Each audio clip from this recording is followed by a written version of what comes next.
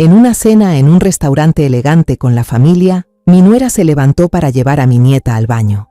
De repente, una anciana de rostro aterrador se me acercó a escondidas y me metió una bolsita de tela roja en la mano mientras susurraba: «Pida un taxi y huya de aquí con su hijo, si no quiere convertirse en un sacrificio». Aterrada, jalé a mi hijo para irnos y me quedé helada al ver lo que había dentro de la bolsa. Pero antes de continuar, revisa si ya te suscribiste al canal y comparte en los comentarios desde dónde nos estás viendo. Nos encantaría saber hasta dónde llegan nuestras historias de venganza. Ese día empezó como cualquier otro día normal. Estaba colocando el último huevo estrellado en el plato cuando unos bracitos me abrazaron por la cintura desde atrás. «Buenos días, abuelita». Era Araceli, mi nietecita. Me giré y le acaricié la cabeza. Gabriel, mi hijo, también acababa de bajar. Me dio un beso rápido en la mejilla, una costumbre que tenía desde pequeño y que nunca cambió. «Buenos días, mamá», dijo, pero con un tono algo apagado. Lo observé bien. Se veía un poco pálido, con unas ojeras leves que delataban una noche sin dormir. «Últimamente no he dormido nada bien», se quejó mientras se sentaba a la mesa. Bianca, su esposa, fue la última en bajar. Como siempre, apareció con un vestido de oficina elegante, el cabello recogido en un moño alto, proyectando una imagen activa y profesional. Me sonrió, una sonrisa perfecta y cordial. «Gracias por el desayuno, suegra», dijo, pero solo tomó un vaso de jugo de apio verde turbio y le dio un sorbo. De repente, anunció con entusiasmo: «Esta noche vamos a cenar afuera todos juntos. Acabo de cerrar trato con un cliente muy importante en el centro. Hay que celebrarlo». Dijo que ya había reservado mesa en un restaurante lujoso en la azotea, como una notificación, no una invitación, sin dejar lugar a rechazos. Esa noche, camino al restaurante, Bianca no dejaba de hablar sobre su trabajo en el Centro de Recuperación Energética. Hablaba con pasión sobre sus clientas que habían recuperado el equilibrio y la confianza gracias a sus terapias de meditación y sanación. Gabriel iba al volante, conduciendo en silencio. De vez en cuando asentía, pero por el espejo retrovisor pude ver claramente lo hundidos que estaban sus ojos y el cansancio que cargaba. El restaurante estaba en la azotea de un rascacielos, con vista panorámica de Guadalajara, que brillaba como una galaxia en la tierra. La cena transcurrió con alegría. A mitad de la comida, Araceli, jugueteando, derramó su jugo de fresa sobre su vestido blanco. Bianca suspiró. «Voy a llevarla al baño para limpiarla», dijo, y se la llevó. En ese momento, sonó el celular de Gabriel. Frunció el ceño y dijo que era una llamada importante de trabajo. Luego se levantó y salió a la terraza buscando un poco de silencio. Me quedé sola en esa enorme mesa, y entonces, desde detrás de una gran columna de mármol, salió una mujer. Vestía ropa vieja, desteñida, totalmente fuera de lugar en ese entorno lujoso, pero lo que me dejó sin aliento fue su rostro. Una cicatriz larga y profunda le cruzaba la mejilla hasta la barbilla, levantándole un lado de la boca de forma perturbadora. Caminó directo hacia mí, sin titubear. Su mirada era urgente y desesperada. Los comensales en las mesas cercanas comenzaron a notar la escena. Murmuraban. Un mesero la vio y se apresuraba a acercarse. La anciana actuó rapidísimo. Me metió en la mano, por debajo de la mesa, una bolsita de tela roja, vieja y desgastada. Su mano era helada y huesuda, tocaba mi piel como una rama fría. Se inclinó hacia mí y susurró con una voz áspera y apurada, justo al lado de mi oído, cada palabra clavándose como un cuchillo en mi falsa tranquilidad. «Llame un taxi y saque a su hijo de aquí ahora mismo si no quiere que sea el sacrificio». Justo cuando el mesero llegó y me preguntó amablemente: «Señora, ¿necesita algo?». La anciana se dio la vuelta y se fue rápido hacia la salida de emergencia, desapareciendo en la oscuridad antes de que nadie pudiera reaccionar. Me quedé helada. El corazón me latía con fuerza en el pecho. Esa advertencia fantasmal no dejaba de retumbar en mi cabeza. Sin pensarlo más, me levanté de inmediato. Le dije al mesero que no me sentía bien y salí apresurada a buscar a Gabriel. Lo encontré afuera. Acababa de apagar un cigarro. Su cara lucía agotada bajo la luz amarilla. No dije una sola palabra. Solo le agarré la mano con fuerza y lo jalé. «Vámonos, Gabriel, ahora mismo». Él se sorprendió y se notaba algo molesto. «¿Mamá? ¿Qué pasa?». No respondí, simplemente lo arrastré hasta el estacionamiento, lo empujé al asiento del conductor y cerré la puerta de golpe. Bajo la fría luz fluorescente del estacionamiento, abrí la bolsa roja con manos temblorosas. Dentro había un amuleto de cuero, con unos símbolos torcidos dibujados en una tinta oscura que parecía sangre seca. Le conté todo lo ocurrido a Gabriel, con la voz entrecortada por el miedo. Él escuchó, frunciendo el ceño al principio, pero al final de mi relato soltó una carcajada. Su risa resonó en el silencio del estacionamiento. Sonaba extraña, ajena. «Ay, mamá, estás exagerando», dijo, intentando contenerse. Seguramente era alguna mendiga que se inventó un truco nuevo para sacar dinero. En estos lugares lujosos a veces se cuela gente así. Estás cansada y estás imaginando cosas. Ignoró todo lo que le dije, todos mis temores. Abrió la puerta del coche con un tono más suave. «Vamos, Bianca y Araceli nos esperan. Hay que regresar a terminar el postre». No me quedó más remedio que seguir a mi hijo de regreso a la mesa. Bianca y Araceli ya estaban allí, y la niña llevaba un vestido limpio de repuesto. Bianca me preguntó amablemente si me pasaba algo, y no me quedó más opción que mentir diciendo que me sentía un poco mal. El resto de la cena, no pude tragar ni un bocado más. La mirada intensa y perturbadora de la anciana y el amuleto manchado de sangre no dejaban de rondar en mi cabeza. Desde ese momento, empecé a observar en silencio, con obsesión. El cambio en Gabriel era cada vez más evidente. Ya no era mi hijo, sino como una sombra de sí mismo. Su memoria comenzó a oxidarse. Un día pasó 15 minutos buscando su billetera, aunque estaba justo frente a él, sobre la mesa. Otra vez, cuando le recordé su cita con el dentista, me miró confundido y preguntó, «¿Qué cita?». El colmo fue cuando me hablaba del trabajo y no podía recordar el nombre de Ricardo, su compañero más cercano durante 5 años. Se rascó la cabeza, confundido y frustrado, y luego cambió de tema. El sueño lo atacaba a cualquier hora, como un ladrón que le robaba la lucidez. Podía quedarse dormido en plena cena, el tenedor cayendo de su mano con un estruendo metálico sobre el plato. Cuando despertaba de esos microsueños, sus ojos estaban apagados, sin vida. Le tomaba varios segundos, a veces más de un minuto, ubicarse, saber quién era o dónde estaba. Una noche, mientras veíamos televisión en familia, ocurrió algo que me heló la sangre. La película ya había terminado. La pantalla estaba completamente negra y solo se reflejaban tenuemente nuestras siluetas en el sofá. De pronto, Gabriel soltó una risa baja, como un susurro ronco, una risa seca, sin alegría. Estaba mirando fijamente la pantalla negra y reía. «¿De qué te ríes, Gabriel?», pregunté, intentando sonar tranquila. Se sobresaltó y volteó, con una expresión de niño sorprendido haciendo algo prohibido. «¿Eh? ¿Qué dijo mamá?». De verdad no sabía lo que acababa de hacer. En medio de todo esto, Bianca parecía la esposa perfecta. No paraba de expresar su preocupación por la salud de Gabriel. Cada noche, antes de dormir, le preparaba con sus propias manos una infusión de hierbas. Ese té era oscuro como el lodo, con un olor terroso, a raíces y tierra mojada. «Es una fórmula exclusiva de limpieza energética del centro», me explicó. «Lo ayuda a liberar la energía negativa y a dormir mejor». Insistía en que Gabriel no debía tomar ningún otro medicamento. Cuando le sugerí con cautela, «¿Y si llevamos a Gabriel al médico, Bianca?», ella lo desestimó de inmediato, con una sonrisa aún en los labios pero una mirada helada. «Ay, mamá, la medicina moderna no entiende los problemas del flujo de energía. Solo le van a dar unas pastillas químicas y dañinas. Confía en mí, este té va a ayudarlo a sanar». Sentí la garganta completamente cerrada.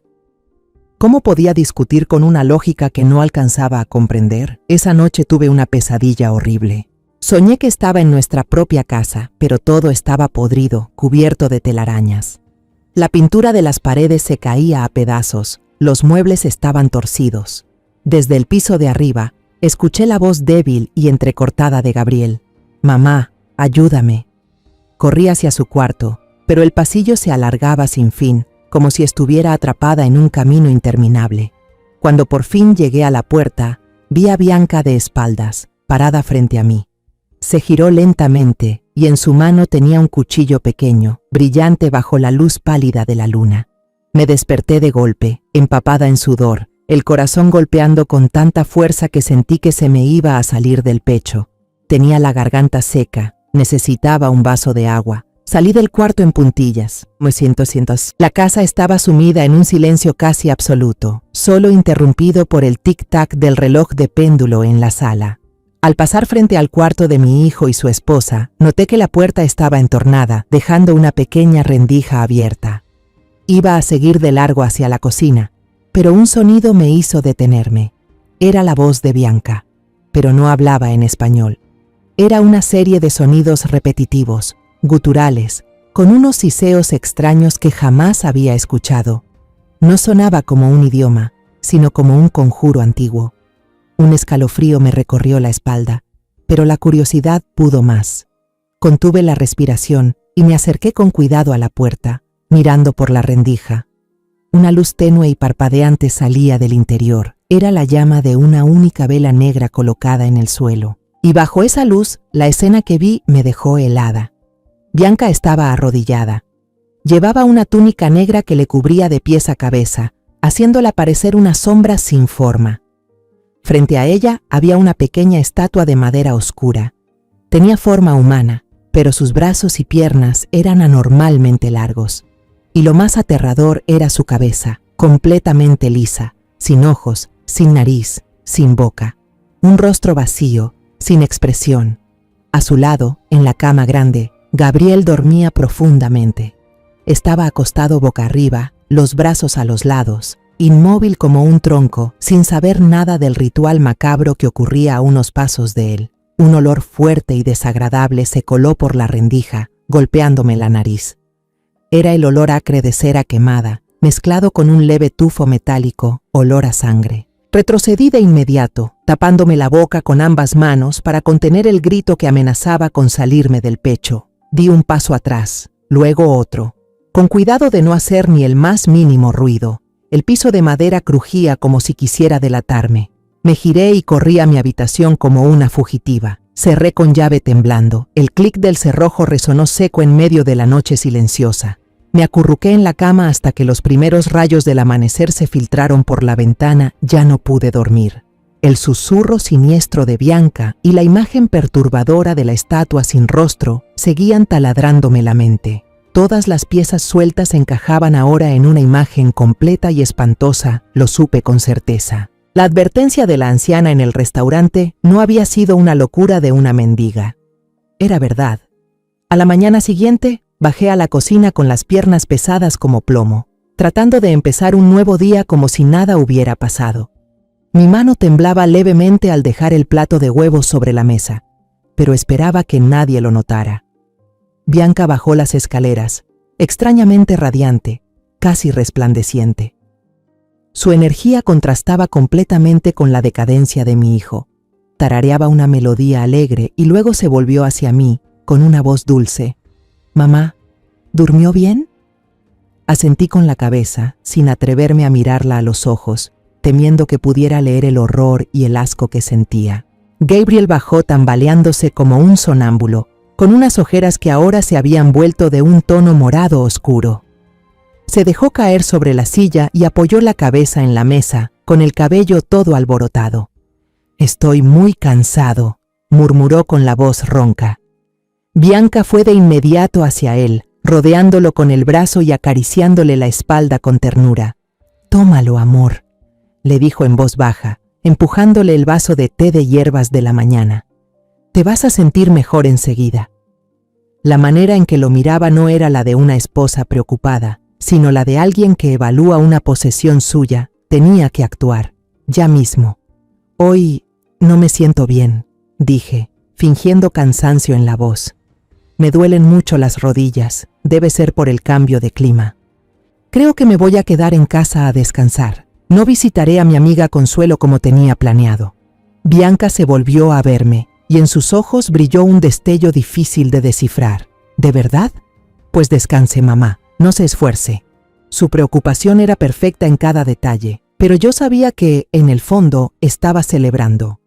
Mi plan había comenzado. Me senté en el sofá de la sala, fingiendo leer una novela vieja, pero mi mente y mis oídos estaban tensos como una cuerda de violín, atentos a cada ruido en la casa. Primero fue el sonido de Gabriel encendiendo el auto, el motor sonando débil y alejándose, llevándose consigo una parte del alma de mi hijo. Aproximadamente 1 hora después, escuché a Bianca arriba animando a Araceli. «Apúrate, mi amor, vamos a llegar tarde a la escuela». Luego los pasitos apurados de la niña, y la puerta principal cerrándose de golpe. Corrí a la ventana y levanté ligeramente la cortina. Me quedé inmóvil, conteniendo la respiración, esperando hasta que el auto plateado de Bianca desapareció al final de la calle. La casa ahora era solo mía. El silencio lo cubría todo, pero no era un silencio de paz, sino el de un depredador conteniendo el aliento. Era un silencio pesado de secretos horribles. Respiré hondo para llenarme de valor y subí las escaleras. Mi mano se apoyaba en el pasamanos, sentía que los huesos me iban a fallar. Cada escalón era una carga, llevándome más cerca de una verdad que quizás no quería enfrentar. Frente a la puerta del dormitorio de mi hijo y su esposa, dudé por un segundo. Una culpa me invadió, la culpa de alguien que invade lo ajeno. Pero entonces la imagen de Gabriel, agotado, sin alma, y los susurros de Bianca en la noche me empujaron. Ya no tenía opción. Empujé la puerta y entré. La habitación estaba ordenada hasta un punto que daba frío. Las sábanas perfectamente dobladas. En la pared, una foto enorme de su boda. Mi Gabriel en la imagen se veía tan feliz, con una mirada llena de alegría y esperanza. La sonrisa radiante de Bianca al lado suyo ahora me apuñalaba como un pedazo de vidrio. Empecé a buscar, abrí el armario, hurgando entre la ropa cara de Bianca. Revisé cada cajón, revisé debajo de los papeles sobre su escritorio. Nada parecía fuera de lugar, solo había facturas, contratos y libros sobre energía positiva. Mi instinto de madre me susurró algo. Me arrodillé y miré hacia el oscuro espacio bajo la cama. Al principio solo vi polvo y unas cajas viejas de zapatos, pero al fijarme bien en el rincón más profundo, pegado a la pared, vi otra cosa, una forma oscura. Me tiré al suelo helado, estirando el brazo lo más que pude, y por fin mis dedos temblorosos lograron tocarlo. Lo saqué. Era una caja de madera oscura, antigua, con la superficie desgastada por el paso del tiempo. No tenía candado, solo un pestillo de bronce ya ennegrecido. Mis manos temblaban tanto que casi no podía abrirlo. Al final se soltó. La tapa se abrió y dejó ver lo que había dentro. Todo estaba ordenado, justo como lo había sospechado y temido. Primero, una estatua sin rostro, envuelta en un trozo de terciopelo negro. Cuando quité la tela, un aire frío salió de ella. Su cuerpo de madera era liso y helado al tacto, tan frío que daba escalofríos. La cabeza vacía parecía mirarme, succionando hasta el último rincón de mi valor. Luego, un amuleto de tela roja. Era idéntico al que me había dado la anciana, solo que este parecía un poco más nuevo. Saqué el otro del bolsillo para comparar, eran iguales como 2 gotas de agua, desde la tela gastada hasta los símbolos extraños dibujados con tinta oscura. Al lado había una vela negra, a la que le quedaba solo la mitad. La cera derretida se había escurrido por toda la base de estaño, pero alrededor de la base había manchas marrón rojizas, secas y quebradizas. Yo sabía que eso no era cera, era sangre, y al fondo de la caja había una libreta de cuero, sin título. Pasé las páginas amarillentas. Estaban llenas de letras escritas a mano, con un tipo de escritura que no podía descifrar, mezcladas con dibujos de estrellas de 5 puntas, lunas crecientes y figuras de palitos en posiciones extrañas, como parte de algún rito. Y entonces lo vi. El nombre Gabriel Juárez estaba escrito una y otra vez, página tras página, como una maldición, como una sentencia de muerte. Al lado de su nombre había fechas y símbolos que no entendía. Volví rápido a las primeras páginas y vi otros nombres, todos desconocidos, pero todos estaban tachados con una línea roja brutal. No lloré, el miedo se había endurecido dentro de mí, convirtiéndose en una determinación fría. Las lágrimas no servían de nada en ese momento. Saqué mi celular, coloqué con cuidado cada objeto sobre la alfombra clara del piso para que resaltaran. Tomé fotos desde todos los ángulos. Hice acercamientos a los símbolos del cuaderno, a la página con el nombre de Gabriel, a la mancha de sangre seca en la vela. Me aseguré de que todas las imágenes salieran nítidas, sin perder ni un solo detalle. Cuando terminé, guardé todo con mucho cuidado en la caja, exactamente en el mismo lugar donde lo encontré. Volví a empujar la caja al rincón oscuro bajo la cama, borrando toda huella de mi presencia. Salí del cuarto y cerré la puerta con suavidad. Ya tenía pruebas. Ahora solo necesitaba encontrar a alguien que creyera en esas pruebas, alguien que no se riera en mi cara pensando que soy una vieja loca. Esa tarde, reuní todo mi valor y toqué la puerta del cuarto de mi hijo. Estaba acostado en la cama, con los ojos bien abiertos mirando al techo. Me senté en el borde de la cama. Mi mano temblorosa se posó sobre su hombro. Gabriel, empecé con la voz ronca. ¿No sientes que algo en ti ha cambiado? ¿No te sientes distinto? ¿O acaso sientes que tu esposa...? No alcancé a terminar. De pronto se incorporó, apartando mi mano de un manotazo. Por primera vez en su vida me gritó. Sus ojos vacíos brillaron con una furia que no reconocí. «Ya basta, mamá», gritó. «Estás obsesionada con esa vieja mendiga. Bianca me está cuidando muy bien, ¿no lo ves? Se preocupa por mí en todo, deja de sospechar de ella». Luego se dio la vuelta y miró hacia la pared, su espalda encorvada como un erizo a la defensiva. Un muro invisible se alzó entre los dos. Me quedé ahí, paralizada, sintiendo cómo el fracaso se me metía hasta los huesos. Ya perdí a mi hijo, ya no confía en mí. Bianca lo tiene completamente manipulado. Yo sola no puedo salvarlo. A la mañana siguiente me desperté con una sensación tan sofocante que no podía ni respirar. Necesitaba salir, necesitaba aire, necesitaba ver el sol y caras desconocidas. Tomé mi bolso y le dije a Bianca que iba al mercado de abastos, el mercado más concurrido del centro de Guadalajara, a comprar algunas especias y verduras frescas. Ella solo asintió sin hacer más preguntas, como si hasta mi presencia le molestara. El bullicio del mercado me ayudó a calmarme un poco. Los gritos de los vendedores, los regateos de los clientes, el aroma de las frutas maduras y las hierbas frescas me aliviaron, aunque fuera un poco, el miedo que me carcomía por dentro. Intenté perderme entre la gente, que el caos de afuera ahogara el caos de adentro. Mientras elegía un manojo de cilantro, miré distraídamente hacia el otro lado de la calle llena de tráfico. Mis ojos se detuvieron, sin querer, en una farmacia pequeña y antigua. Una mujer acababa de salir de ahí. Llevaba una bata vieja y un pañuelo descolorido que le cubría casi todo el cabello entrecano. Caminaba encorvada, como si llevara un peso invisible. Iba con la cabeza agachada, apurada, intentando mezclarse con la multitud, esquivando cualquier mirada. Una sensación de familiaridad confusa me invadió, y entonces un niño pasó corriendo frente a ella. La mujer giró levemente el rostro para evitarlo. En ese instante fugaz, la luz de la mañana iluminó su cara. Me quedé paralizada. Todo mi cuerpo se tensó. La cicatriz, una cicatriz larga, marcada desde el pómulo hasta la barbilla, deformada, inconfundible. Era ella, la mujer del restaurante. Mi corazón pareció detenerse un segundo, y luego empezó a latir con fuerza, tan fuerte que podía oírlo retumbar en mis oídos. Esperanza, miedo y una urgencia absoluta se encendieron en mí. No pensé en nada. Solté el cilantro que tenía en la mano. El bolso se deslizó de mi hombro. Varios tomates maduros rodaron por la acera y fueron aplastados por los pasos apresurados de la gente. No me importó. Crucé la calle corriendo, ignorando los autos que pasaban. Escuché bocinazos detrás de mí, frenos chirriando. No oía nada. Solo veía una cosa, la espalda encorvada de esa mujer. La alcancé justo cuando doblaba por una calle más angosta y menos transitada.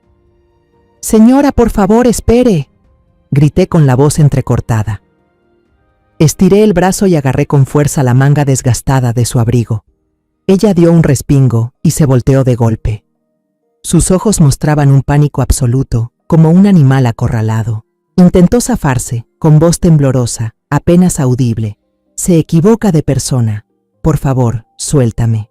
No, no me equivoco, le dije más fuerte, con voz baja, casi rogando, temerosa de que desapareciera otra vez. Soy yo, la mujer del restaurante, mi hijo. Lo que usted dijo, todo era verdad. Por favor, necesito su ayuda. Necesito saber por qué. La mujer se quedó quieta. El miedo en su mirada fue dando paso a una duda, y luego a un reconocimiento doloroso.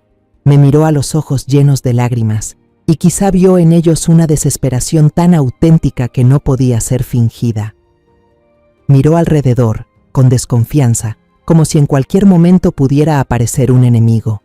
No dijo nada más. Me tomó del brazo y me jaló. Pero no hacia la calle principal, sino hacia un callejón angosto, oscuro, encajado entre dos edificios viejos. El olor a humedad y basura me golpeó la nariz, pero no me importó. Ella me estaba llevando a un lugar seguro. El callejón nos llevó a la parte trasera de otra calle. Se detuvo frente a una cafetería que se veía descuidada, con una puerta de madera desgastada y una cortina que cubría completamente la ventana, aislando el interior del ruido del mundo exterior. Me miró, con voz aún seca por la emoción, y dijo: «Entra, aquí nadie nos va a prestar atención». La anciana empujó la pesada puerta de madera, y una campanita oxidada colgada arriba sonó con un timbre seco y solitario. Dentro del café, la oscuridad lo envolvía todo, con un aire espeso de café tostado hasta quemarse mezclado con el olor fuerte del tabaco. Ese lugar parecía existir fuera del mundo exterior, como un refugio para almas cansadas. Solo había un par de ancianos absortos en un tablero de ajedrez, sumidos en su propio mundo, sin siquiera levantar la vista cuando entramos.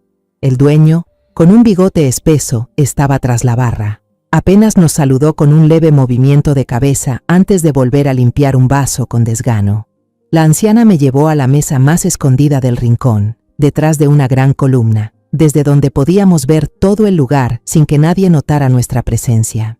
Se sentó frente a mí, eligiendo instintivamente una posición con la espalda hacia la puerta, como si fuera parte de una vieja costumbre de vigilancia. «Un café negro sin azúcar», le dijo al mesero.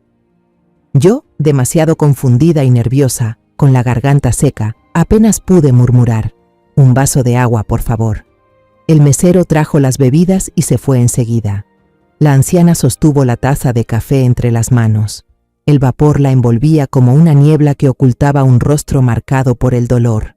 No bebió de inmediato, solo se quedó en silencio, con esos ojos profundos clavados en mí. En su mirada no solo había un miedo endurecido por el tiempo, sino también una furia contenida y una tristeza infinita, la tristeza de quien ha perdido lo más valioso de su vida.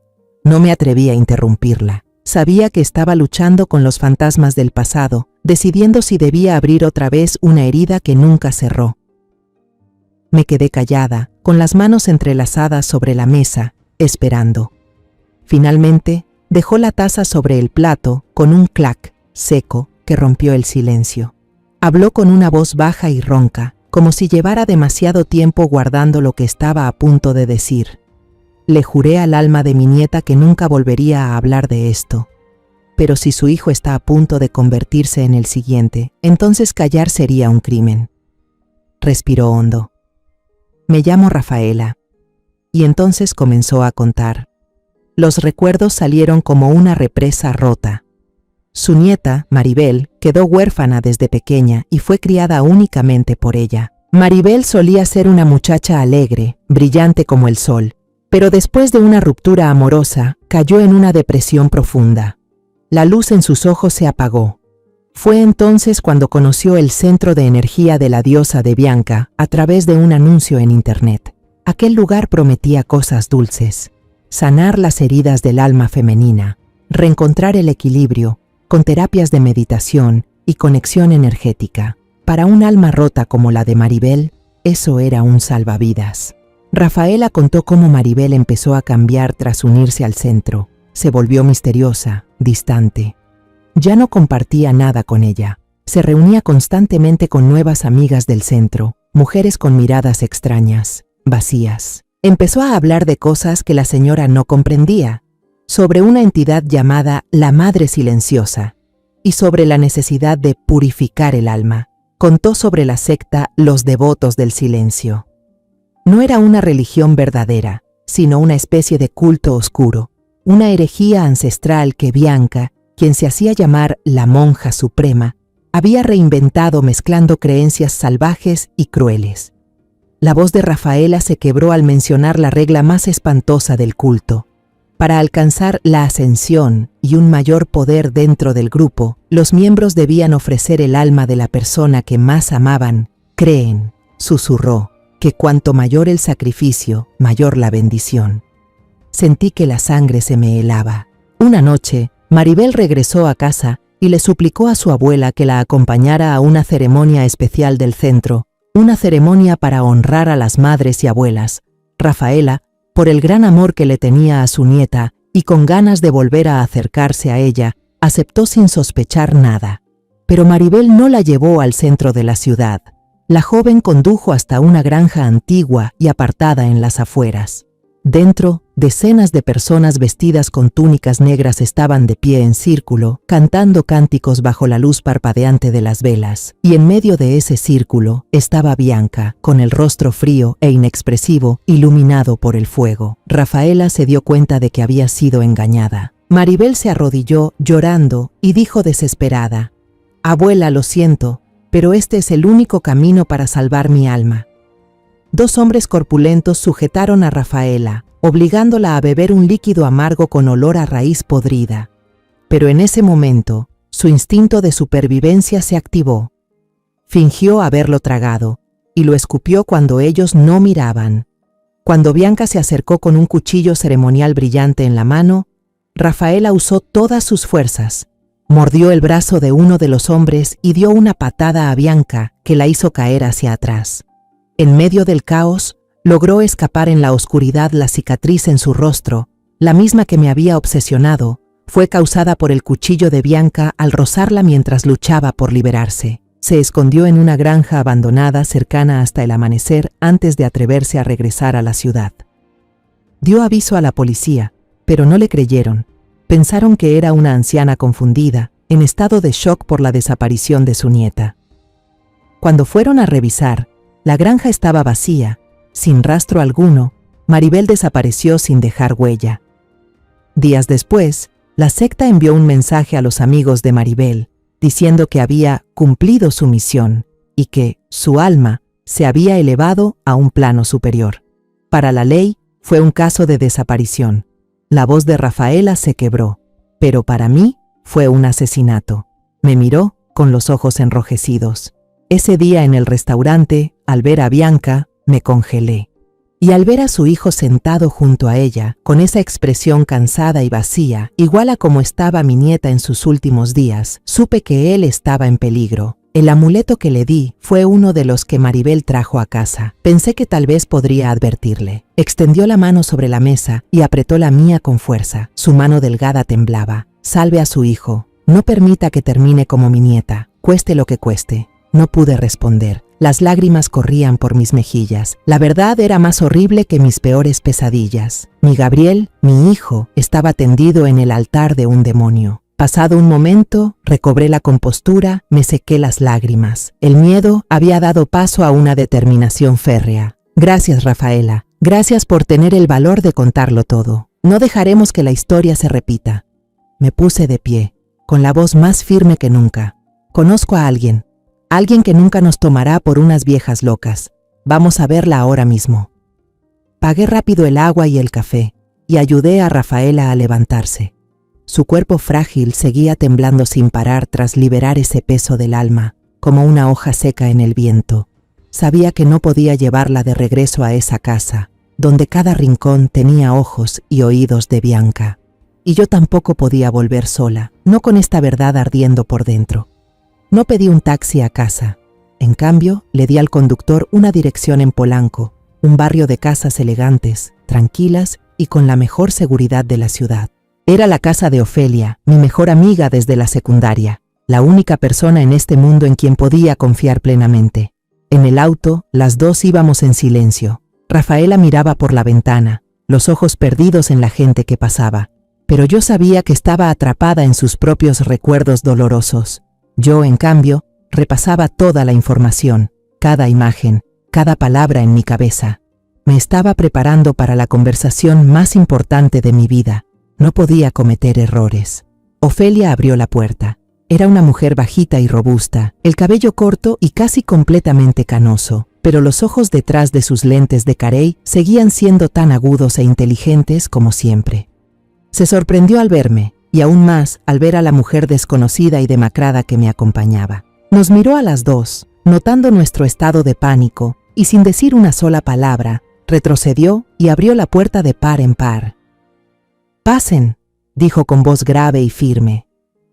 Nos condujo a la sala. El lugar estaba lleno de luz y olía a libros viejos, con una paz extraña que lo envolvía todo. No hizo preguntas apuradas ni nos puso más nerviosas.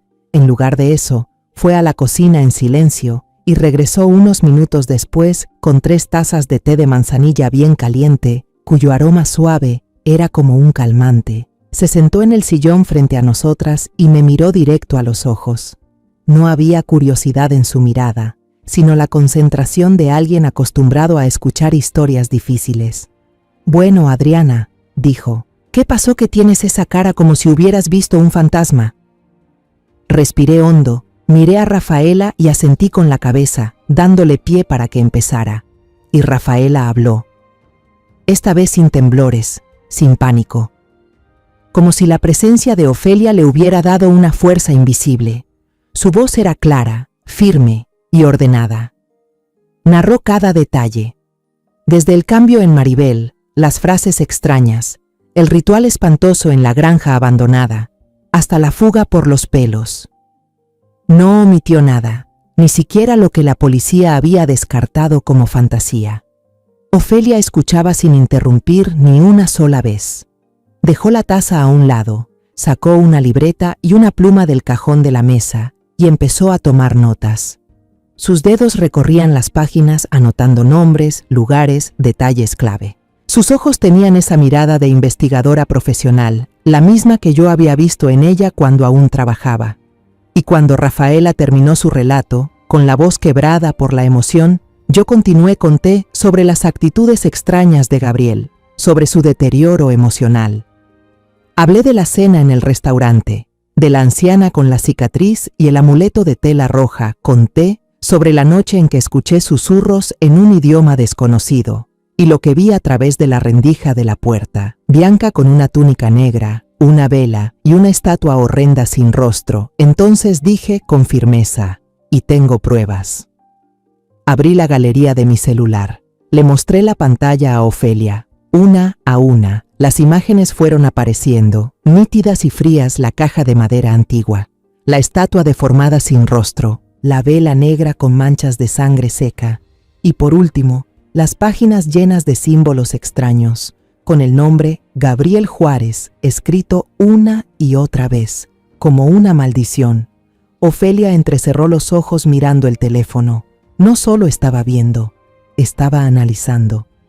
Usó los dedos para ampliar cada imagen, examinando con detalle desde los signos en el cuaderno hasta la textura de las manchas de sangre seca.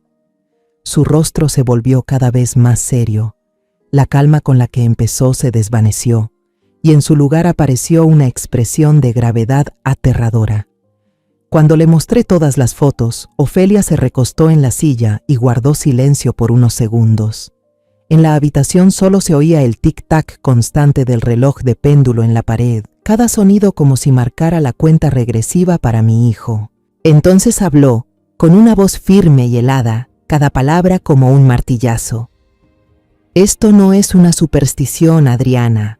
Esto es una organización criminal con métodos, que se aprovecha de la fe para manipular y hacer daño, la sangre en las velas y los nombres tachados en el cuaderno. Dios mío, Adriana, estás viviendo bajo el mismo techo que un monstruo. No dudó ni un segundo. Se levantó y caminó con paso decidido hacia el teléfono fijo en la esquina del cuarto. Marcó una serie de números conocidos sin mirar la agenda. Habló por teléfono con un tono completamente distinto, directo y lleno de autoridad. La voz de una comandante. «Santiago», habla Ofelia. «Necesito que vengas a mi casa ahora mismo. Trae el equipo de grabación. Tengo un caso muy serio». Colgó y se dio vuelta para mirarnos a mí y a Rafaela, que seguíamos sentadas, inmóviles, en el sofá. «Vendrán enseguida», dijo con una voz más suave, pero igual de firme. «Ellos son una unidad especializada en este tipo de casos. A partir de ahora estarán a salvo». Menos de 20 minutos después, un sedán negro sin ningún distintivo policial se detuvo silenciosamente frente a la casa de Ofelia. Se abrió la puerta del auto y entró un hombre de unos 40 años con camisa de cuadros y jeans. Tenía un porte fuerte, ojos penetrantes bajo unas cejas pobladas y un rostro extrañamente sereno, una calma propia de alguien acostumbrado a enfrentarse con los rincones más oscuros de la sociedad. Ofelia lo presentó como el agente especial Santiago Rivas. Santiago no venía solo. Lo seguía una joven analista llamada Elena. Llevaba un blazer profesional y traía consigo una laptop y una grabadora especializada. Su expresión era concentrada y seria. Santiago nos estrechó la mano a Rafaela y a mí. Su apretón fue firme, transmitiéndome una sensación de confianza. Nos miró directo a los ojos y habló con una voz grave pero cálida y con autoridad. «Gracias por confiar en nosotros. Por favor, cuenten todo de nuevo con el mayor detalle posible. Cada detalle, por pequeño que sea, puede ser la clave». Elena colocó la grabadora sobre la mesa de centro y la luz roja se encendió. Santiago empezó la entrevista, aunque no se sentía como un interrogatorio. No era como los policías que Rafaela había conocido antes, esos que la miraban con desconfianza. Él escuchaba, de verdad escuchaba, con una paciencia y concentración absolutas. Hacía preguntas muy específicas, directas al punto. «Señora Adriana, ¿recuerda exactamente qué idioma hablaba doña Bianca? ¿A qué sonaba? ¿Algún sonido característico?». Luego se giró hacia mí.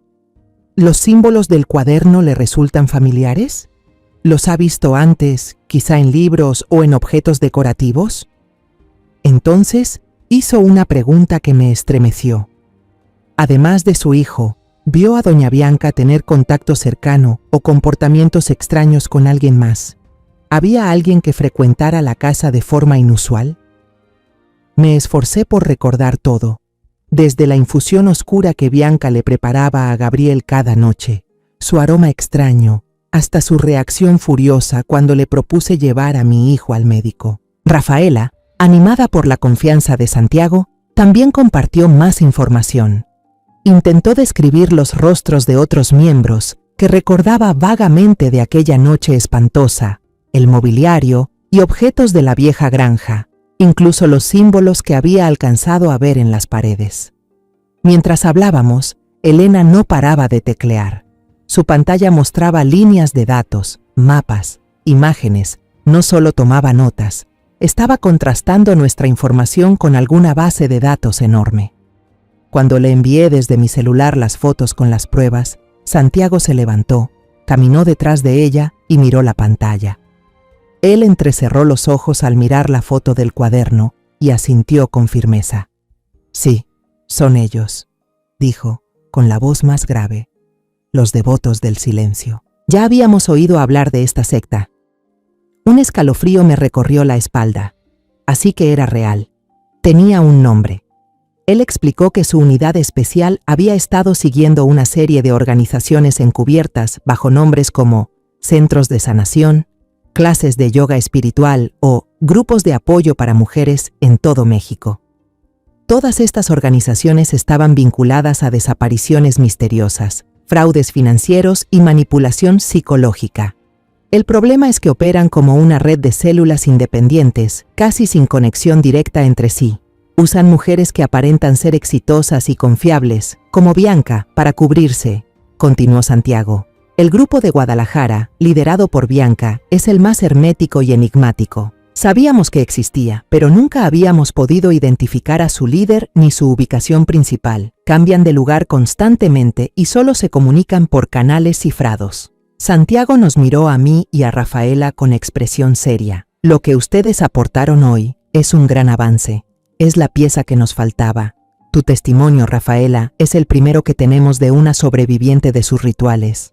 Y tus fotos, Adriana, son la primera prueba física que conecta directamente a Bianca Juárez con estas actividades oscuras. Señaló la pantalla de su laptop, donde Elena había desplegado un mapa de red complejo lleno de conexiones. Bianca Juárez no es una integrante cualquiera. Según los símbolos en el cuaderno y lo que contaron ustedes, ella es un eslabón clave. Muy probablemente la suma sacerdotisa de esta región, como dijo Rafaela. Si logramos arrestarla y obtener ese cuaderno, podríamos desmantelar toda la red aquí. Después de recopilar toda la información, Santiago nos explicó el plan inicial. Primero, establecerán vigilancia las 24 horas fuera de mi casa. Usarán vehículos civiles y agentes encubiertos como vecinos, un corredor, alguien paseando un perro, una pareja dentro de un auto. Todo movimiento en la casa será registrado. Segundo, intentarán rastrear el teléfono y las actividades en línea de Bianca, aunque Santiago advirtió que ella es muy astuta y probablemente no cometerá errores obvios. Ofelia propuso que Rafaela se quedara en su casa. Es el lugar más seguro. Bianca podría haberla visto en el mercado y tal vez intente silenciarla. Santiago estuvo de acuerdo de inmediato. Y por último, estaba mi papel, el más importante y también el más peligroso. Debía regresar a esa casa, volver a la guarida del lobo y fingir que no pasaba nada. No podía mostrar miedo ni sospechas. Tenía que seguir siendo la suegra de siempre, preocupada por la salud de su hijo. Antes de que me fuera, Santiago me miró directo a los ojos, con una mezcla de seriedad y comprensión. Doña Adriana, sé que le estamos pidiendo algo muy difícil. Desde ahora hasta que actuemos, usted tendrá que convivir con el enemigo. Pero la seguridad de su hijo y el éxito de esta operación dependen totalmente de su calma. Recuerde, estaremos justo afuera. Usted no está sola. Al volver a casa, sentí como si entrara a un escenario, siendo la actriz principal en una obra de terror. Cada segundo era pesado, asfixiante. Cocinaba, limpiaba, jugaba con Araceli, pero todo era actuación. Mi sonrisa se quedó rígida, y cada palabra que decía estaba cuidadosamente medida. Era una marioneta, moviendo mis propios hilos, bajo la mirada de dos bandos. Por un lado, el equipo especial escondido allá afuera. Por el otro, el demonio que vivía conmigo bajo el mismo techo evitaba mirar a Bianca a los ojos. Su mirada parecía tener un poder penetrante. Temía que desnudara todos los secretos que yo trataba de ocultar. Cuando me preguntó por qué me había tardado tanto en el mercado, el corazón se me apretó. Me encontré de casualidad con una amiga de la infancia, respondí, forzando un tono natural. Tenía años sin verla, así que nos quedamos platicando un rato en una fondita. Noté que Bianca también estaba más alerta. Se volvió más callada, con un silencio que daba miedo. Muchas veces, mientras lavaba los platos o veía la tele, sentía sus ojos clavados en mi nuca. Cuando me volteaba, ella miraba hacia otro lado. Tal vez sí nos vio a Rafaela y a mí en el mercado. Una guerra silenciosa, asfixiante, se estaba librando dentro de la cocina, en la sala, en cada aliento que compartíamos. Cada noche, cuando me aseguraba de que Bianca estuviera dormida, me metía bajo las cobijas, temblando, y enviaba un mensaje corto a Ofelia desde una aplicación segura que Santiago había instalado en mi celular, solo unas pocas palabras. Todo sigue igual. Gabriel parece más débil. Hoy durmió casi 16 horas. Cada mensaje era un grito de auxilio encubierto. La mañana del tercer día después de la reunión en casa de Ofelia, recibí una llamada de ella pidiéndome que fuera de inmediato. Con la misma excusa de visitar a una amiga, salí de la casa a toda prisa. En casa de Ofelia, el ambiente estaba tan tenso que se podía cortar con un cuchillo. Rafaela y Santiago ya estaban ahí, todos con expresión seria. Santiago no dio rodeos y fue directo al grano. La vigilancia no está funcionando, dijo, visiblemente frustrado. Bianca se volvió una tortuga en su caparazón. No sale de la casa más que para llevar y traer a la niña y para ir al centro de trabajo. Todas sus comunicaciones están limpias. Ni una llamada ni un mensaje sospechoso. No usa el celular para hablar del culto. Es como si ya sospechara algo, estamos perdiendo el tiempo, y la condición de Gabriel ya no da para más. El ambiente se volvió más denso. Nuestra paciencia se agotaba, mientras el hilo de vida de mi hijo se volvía más delgado. De pronto, Ofelia golpeó la mesa con la palma de la mano. El sonido fue seco, contundente. Si la zorra no sale de su cueva, hay que hacer que salga. Miró a Santiago, luego a mí. No podemos quedarnos esperando a que ella dé el paso. Tenemos que obligarla a moverse. Todos fijamos la vista en ella. Ofelia continuó, con una voz filosa como navaja. Elena ya verificó, según la información del cuaderno de Bianca, y cruzando con el calendario del culto que el equipo de Santiago ha reunido en otros casos, pasado mañana es la noche de luna negra. Es cuando su poder es más fuerte y suelen hacer los rituales más importantes. Pausó un segundo y me miró directamente a los ojos, con una mezcla de firmeza y pesar. Bianca no va a perder esa oportunidad, menos ahora que siente que algo la amenaza. Va a acelerar el sacrificio de Gabriel. Y entonces dijo lo que yo ya venía temiendo. Adriana, necesitamos que seas el señuelo. Un escalofrío me recorrió la espalda. Tendría que enfrentarme cara a cara con Bianca, engañarla y poner en juego la vida de mi hijo y la mía en una sola jugada. El plan fue trazado al detalle, con precisión de segundos. La noche de la luna negra debía crear la ocasión perfecta para Bianca. Tenía que allanar el camino. Según el análisis de Santiago, Bianca seguramente intentaría sacar a Araceli de la casa para tener vía libre. Yo debía actuar como si no sospechara nada. Incluso debía parecer contenta por ello. Cuando Araceli se fuera, yo le diría a Bianca que me dolía mucho la cabeza, un síntoma que a veces padecía y que ella conocía bien. Voy a decir que necesito dormir temprano y tomar un somnífero. Eso hará que Bianca crea que estaré dormida como una piedra y que ya no soy un estorbo. Elena me dará una pastilla falsa, idéntica a la que suelo tomar. Y lo más importante, un botón con un dispositivo de rastreo y micrófono diminuto. Tengo que coserlo al pijama que usaré esa noche. En cuanto Bianca saque a Gabriel de la casa, en cuanto escuche el motor del auto, debo avisarle de inmediato al equipo de Santiago, quienes estarán escondidos en autos civiles al principio de la calle. Después, la seguirán hasta el escondite de la secta. Al escuchar el plan, sentí que el corazón se me salía del pecho. Pero cuando la imagen de Gabriel, débil y sin alma, apareció en mi mente, asentí sin dudarlo, lo haré. Esa noche, Elena me encontró en secreto en un parque cerca de casa, bajo la sombra de un roble viejo. Me dio el botón especial, pequeño, pero que contenía la vida entera de mi hijo. Me enseñó cómo activarlo, cómo hacer que funcionara de la mejor manera. También me entregó un celular de repuesto con un canal de emergencia ya configurado, con solo un botón. «Cuídese mucho, señora», me dijo con voz preocupada. Al volver a casa, el silencio era aterrador. Bianca estaba en la cocina, de espaldas a mí. Estaba usando un mortero de piedra, moliendo algo. El golpeteo rítmico se oía constante. Un olor fuerte y picante a hierbas, familiar pero hoy nauseabundo, se esparcía por todo el aire. Al escuchar mis pasos, levantó la cabeza y sonrió. Una sonrisa que yo sabía, con total certeza, que era falsa. ¿Salió a caminar, suegra?, preguntó con voz dulce. Esta noche voy a mandar a Araceli a dormir a casa de su amiguita Camila, para que jueguen un rato. Hace tiempo que no va, así tendremos la casa más tranquila.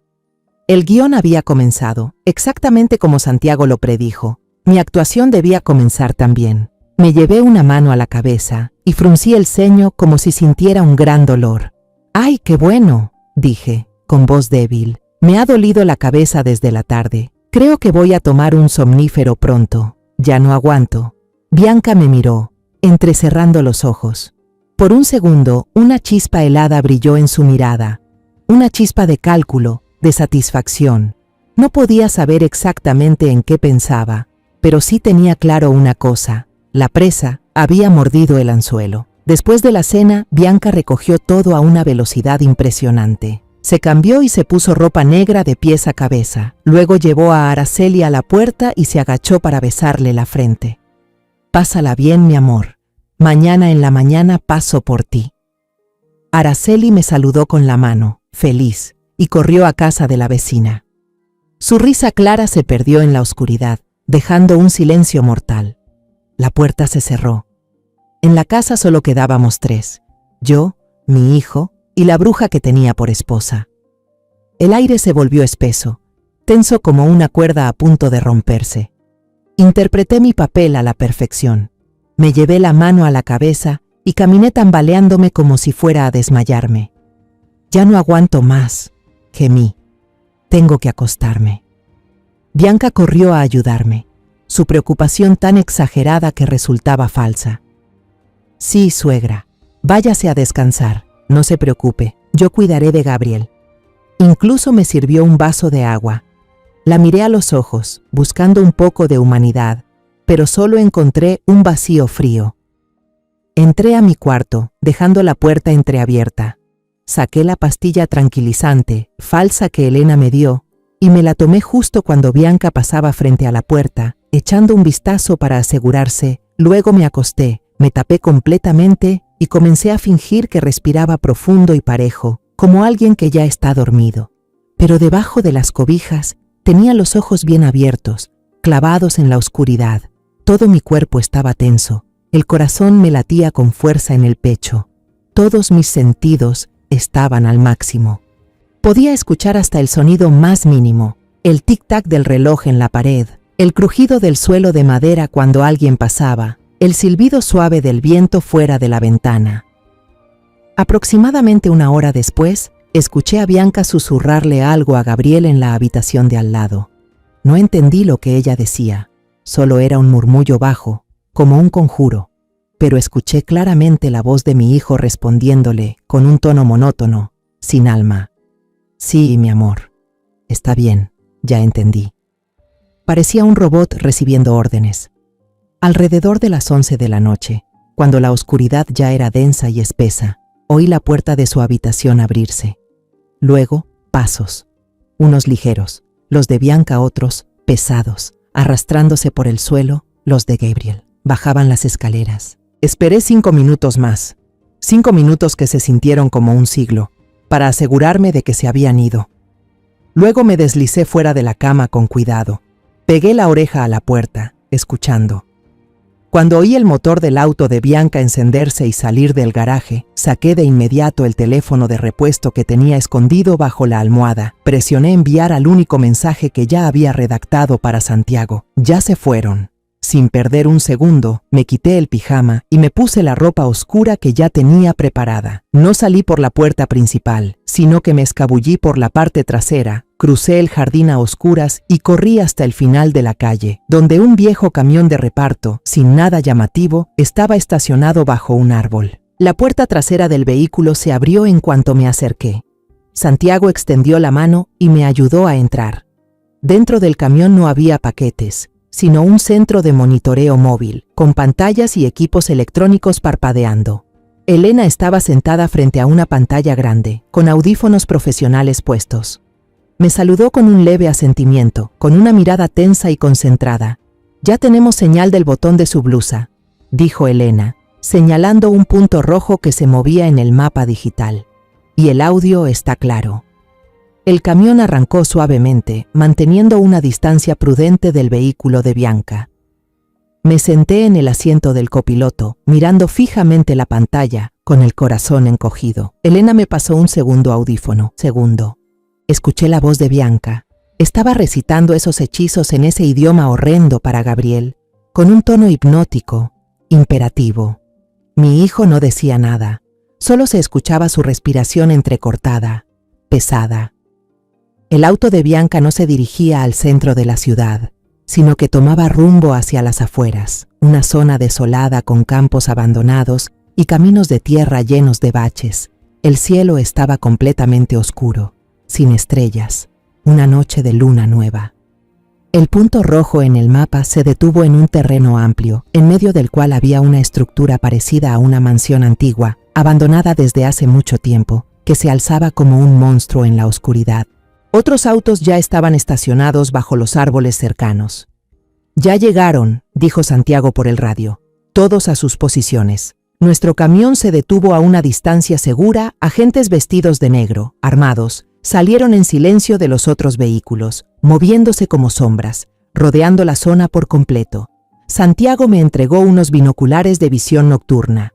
Quédese en el camión, la seguridad es lo más importante. A través de los binoculares, las imágenes difusas en la oscuridad se hicieron claras. En un verde fantasmal vi una escena que me perseguirá por el resto de mi vida. Unas 20 personas vestidas con túnicas negras formaban un gran círculo frente a la mansión. En el centro había un altar de piedra antigua, con un círculo dibujado con un líquido oscuro que yo sabía perfectamente que era sangre. Bianca guiaba a Gabriel, que ahora solo llevaba una túnica blanca y delgada, hacia el centro del círculo. Sus ojos estaban cerrados, su rostro inexpresivo, como un sonámbulo caminando hacia su ejecución. Bianca comenzó el ritual. Ella gritaba con fuerza unos conjuros, y la multitud los repetía como un coro macabro. Sus cánticos retumbaban en la noche silenciosa de luna negra. Bianca alzó los brazos al cielo. Alguien entre la multitud le entregó una caja de madera, la misma que yo había encontrado. Bianca la abrió.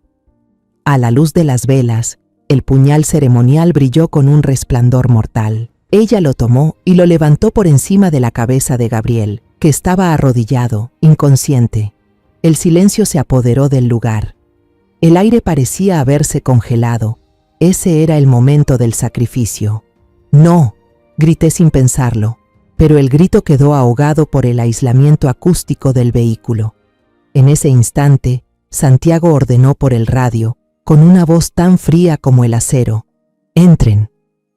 Los faros potentes de los vehículos policiales escondidos se encendieron todos al mismo tiempo, iluminando toda la zona y convirtiendo la noche en día. Una voz firme resonó a través del altavoz, rompiendo la quietud escalofriante. «Policía, nadie se mueva, suelten las armas». El caos estalló. Los seguidores, aterrados, gritaban y buscaban cómo huir, pero todos los caminos estaban bloqueados por las sombras de las fuerzas especiales. Bianca se quedó paralizada, con el cuchillo aún en alto. Su rostro, iluminado por los faros, no mostraba miedo, sino una rabia descomunal. La furia de una diosa profanada gritó con un chillido salvaje y ensordecedor, y bajó el cuchillo con determinación, decidida a completar el ritual. Pero un agente alcanzó a acercarse justo a tiempo y le dio un golpe brutal en la muñeca con su bastón. El cuchillo salió volando y se clavó en el suelo. 2 agentes más la derribaron y la esposaron de inmediato. Al perder el control de Bianca, Gabriel se tambaleó como un muñeco sin cuerdas y cayó al suelo, inconsciente. Los paramédicos que ya estaban preparados corrieron hacia él. Lo subieron a una camilla y lo llevaron de urgencia. Cuando se llevaban a Bianca, justo frente al camión donde yo estaba, ella miró en mi dirección. Aunque no podía verme en la oscuridad, sentí que sabía que yo estaba allí. Movía los labios susurrando sus últimos conjuros, con una mirada llena de odio y maldiciones. La oscuridad densa de esa noche de luna negra fue seguida por un resplandor violento de flashes de cámaras y titulares sensacionalistas en las portadas de todos los periódicos. El caso de la secta de la Luna Negra sacudió a todo México. El rostro bello pero gélido de Bianca apareció en todos los canales, ya no como una respetada experta en energía, sino como la sacerdotisa suprema de un culto salvaje. En los días caóticos que siguieron, mientras yo velaba a Gabriel en el hospital, Santiago me contó la magnitud real del crimen que habíamos ayudado a destapar. Esa mansión abandonada no solo era un templo de rituales, era una guarida del mal. En el sótano rescataron a 5 mujeres jóvenes más, que estaban retenidas en condiciones físicas y mentales deplorables. Eran sacrificios de reserva, o miembros que habían intentado escapar y fueron recapturadas, torturadas tanto psicológica como físicamente. Los cuadernos que encontraron revelaron verdades aún más repugnantes. Esa organización no solo practicaba rituales oscuros, también obligaba a las mujeres crédulas que acudían al centro de Bianca en busca de sanación a participar en actividades inmorales para recaudar fondos para la secta. Cientos de libretas con listas de miembros, montos de ofrendas y calendarios de ceremonias fueron incautadas, convirtiéndose en pruebas irrefutables. Con todas esas evidencias, junto con los testimonios contundentes míos, de Rafaela y de las víctimas rescatadas, El juicio se llevó a cabo con rapidez. Bianca, junto con los cabecillas principales, fue condenada a cadena perpetua por una larga lista de delitos: intento de homicidio, privación ilegal de la libertad, difusión de cultos oscuros, fraude y organización de actividades que atentaban contra la integridad física de otras personas. El día que se dictó la sentencia, vi a Rafaela romper en llanto, pero ya no eran lágrimas de dolor, sino de liberación por el alma de su nieta. Gabriel despertó en el hospital después de 2 días en coma. Abrió los ojos, me miró y luego miró el techo blanco con desconcierto. No recordaba nada sobre la noche de luna negra, ni sobre los meses de confusión que había vivido. Su último recuerdo era una mañana cualquiera, preparándose para ir al trabajo. Los doctores dijeron que había sido afectado por una droga alucinógena y altamente debilitante del sistema nervioso, mezclada hábilmente en los tés herbales de Bianca. Durante un largo tiempo, su cuerpo necesitaría tiempo para desintoxicarse y su mente aún más para sanar por completo. Un mes después del juicio, decidí vender la casa en Guadalajara. Ya no era un hogar, sino una tumba que guardaba recuerdos aterradores. Cada rincón, cada objeto me recordaba a Bianca, sus susurros y la imagen de mi hijo apagándose poco a poco. Usé todos mis ahorros de toda la vida para comprar una casita encantadora en el pueblo de Zapopan, cerca de un bosque de pinos tranquilo. Quería que los 3, mi nieta, mi hijo y yo, pudiéramos vivir en un lugar limpio, donde el aire no oliera más a mentiras y maldad. Quería que empezáramos de nuevo. Gabriel fue recuperándose poco a poco. Asistía con regularidad a sus terapias psicológicas. Al principio, hablaba muy poco, pasaba horas en silencio, mirando por la ventana. Pero con el tiempo, comenzó a abrirse de nuevo. Empezó a hablar de su trabajo, de planes para el futuro. Lo más importante, pasaba más tiempo con Araceli, como si intentara compensar los meses en que la había descuidado sin querer. Nunca olvidaré una tarde en que yo estaba sentada en el porche, tejiendo un suéter a medio terminar. Vi a Gabriel construyendo un castillo de arena con Araceli en el patio. Ella reía a carcajadas cuando Gabriel, torpemente, tiró una de las torres, y entonces, por primera vez en muchos meses, muchísimos meses, Gabriel sonrió. Una sonrisa de verdad, cálida, radiante y ya no vacía.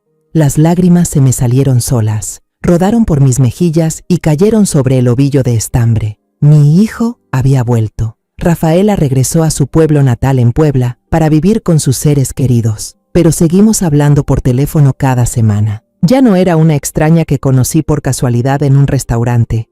Se volvió parte de mi familia, una amiga entrañable unida por la adversidad. Ofelia, de vez en cuando, aún conduce desde Guadalajara para visitarnos. Nunca llega con las manos vacías. Siempre trae su pastel de elote casero que tanto me gusta y los chismes divertidos de una ex policía jubilada. Una tarde de domingo, Rafaela y Ofelia vinieron a visitarnos las dos.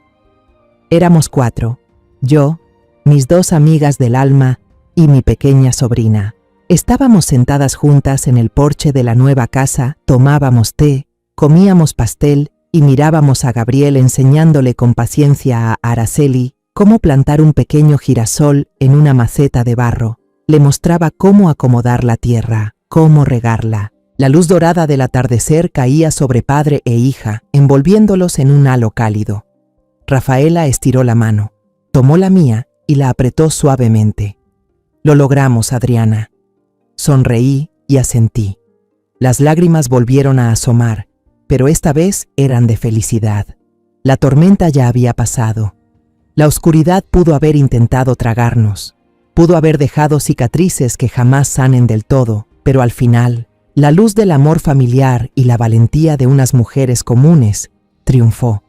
Y frente a mis ojos, una nueva vida estaba siendo sembrada, prometiendo un futuro brillante, siempre mirando hacia el sol. Y ahora, cuando todo ya salió a la luz, cuando los culpables fueron expuestos, solo quiero decirle algo a quien escuche esta historia. Nunca dejes que el silencio mate a quienes amas. En la vida hay cosas que parecen absurdas, imposibles, pero si tu corazón te lo dice, si tu intuición te grita que algo no está bien, entonces créelo. Ser madre no es solo amar a un hijo, es también atreverse a cruzar el miedo para protegerlo. Incluso cuando todo el mundo te da la espalda, la verdad a veces se esconde tras las máscaras más perfectas. Y para arrancarlas, hay que pagar con lucidez, firmeza y amor incondicional. Los nombres y lugares en esta historia han sido cambiados para proteger la identidad de quienes estuvieron involucrados. No contamos esto para juzgar, sino con la esperanza de que alguien escuche y se detenga a reflexionar. ¿Cuántas madres están sufriendo en silencio dentro de su propia casa? De verdad me pregunto, si tú estuvieras en mi lugar, ¿qué harías? ¿Elegirías callar para mantener la paz o te atreverías a enfrentarlo todo para recuperar tu voz? Quiero saber tu opinión sobre esta historia de historias que duelen, o cualquier sugerencia que tengas para ayudarnos a mejorar nuestro contenido. Dios siempre bendice, y estoy segura de que el coraje nos llevará a días mejores. En este momento, en la pantalla final, dejaré 2 de las historias más queridas del canal. Estoy segura de que te sorprenderán. Gracias por haberte quedado conmigo hasta este instante.